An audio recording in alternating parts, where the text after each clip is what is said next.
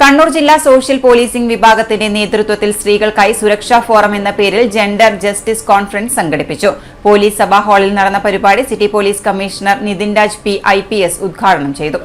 Social policing വിഭാഗത്തിന്റെ നേതൃത്വത്തിലായിരുന്നു സുരക്ഷാ ഫോറം നടന്നത്. CDS, ADS അയൽക്കൂട്ട അംഗങ്ങളെ പങ്കെടുപ്പിച്ചുകൊണ്ടായിരുന്നു പരിപാടി. ചടങ്ങിൽ വനിതാ police station sub inspector Dhanya Krishnan സ്വാഗതം പറഞ്ഞു. Assistant superintendent of police Sajesh Vazhalappil അധ്യക്ഷത വഹിച്ചു. കുടുംബശ്രീ ജില്ലാ mission coordinator MV Jayan, taluk legal services authority secretary Babitha Mathew, Kannur urban CDPO K Jayamani, Valapattanam police station sub inspector Mahima M എന്നിവർ ചടങ്ങിൽ പങ്കെടുത്തു. ഗാർഹിക തൊഴിൽ മേഖലാ പീഡനങ്ങളെ സംബന്ധിച്ചുള്ള നിയമങ്ങളെക്കുറിച്ച് അഡ്വക്കേറ്റ് ഫാത്തിമ വിഷയാവതരണം നടത്തി.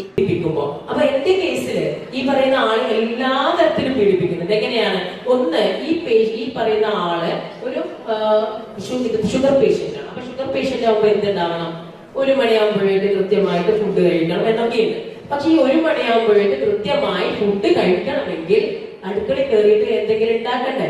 ഈ ഉണ്ടാക്കാൻ വേണ്ടിയിട്ട് ആരും വിടൂല, ഭർത്താവ് വിടൂല. അപ്പൊ ഈ ഭർത്താവ് ഇറങ്ങിക്കഴിഞ്ഞാൽ മാത്രമേ ആ സ്ത്രീക്ക് എവിടെ പോകാൻ പറ്റത്തുള്ളൂ? അടുക്കളയിൽ കയറിയിട്ട് ഭക്ഷണം പാചകം ചെയ്യാൻ പറ്റും. അപ്പൊ ഈ 1 മണി സമയം ഇദ്ദേഹം ഈ പറയുന്ന സ്ത്രീക്ക് ഉള്ളത് കൊണ്ട് തന്നെ ഈ പറയുന്ന പുരുഷനും ഇവരുടെ ഭർത്താവ് എന്ത് ചെയ്യും? 1 മണി വരെ അടുക്കളയിൽ അങ്ങ് തപസ്സിരിക്കും.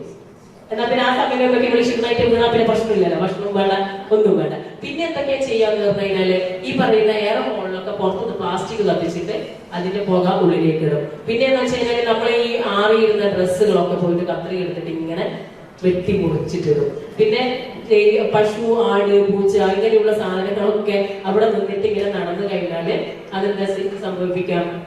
അത് പശു അവരെ തട്ടിയിട്ടൊക്കെ പൊരുന്നിട്ടുണ്ടെങ്കിൽ അതിന്റെ ബാക്കി തല്ലൊക്കെ ആയിട്ട് പശുവിനാണോ കൊള്ളുന്നത്? അല്ല, പിന്നെ ആർക്കാ കൊള്ളുന്നത്?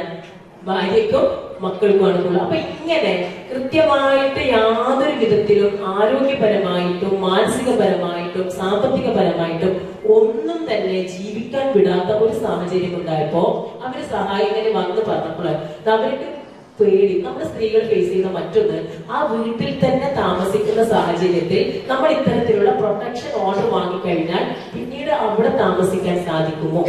കാരണം വീണ്ടും ഇവര് പോകേണ്ടത് എവിടെയാണ്? ആ വീട്ടിലാണ് പോകേണ്ടത്. അപ്പൊ അങ്ങനെ ആ വീട്ടിൽ പോകുമ്പോൾ അവർക്ക് പ്രൊട്ടക്ഷൻ ഉണ്ടാവുമോ എന്നുള്ളതാണ്. ജെൻഡർ ജസ്റ്റിസിനെ കുറിച്ച് ബേബി രഹ്ന സംസാരിച്ചു. ഗാർഹിക പ്രശ്നങ്ങൾ ഒരു മനഃശാസ്ത്ര അവലോകനം എന്ന വിഷയത്തിൽ രഹ്നാസും സ്ത്രീകളുടെയും കുട്ടികളുടെയും സുരക്ഷ സംബന്ധിച്ച നിയമത്തെക്കുറിച്ച് Kannur family court judge RL ബൈജുവും ചടങ്ങിൽ സംസാരിച്ചു. City news, Kannur.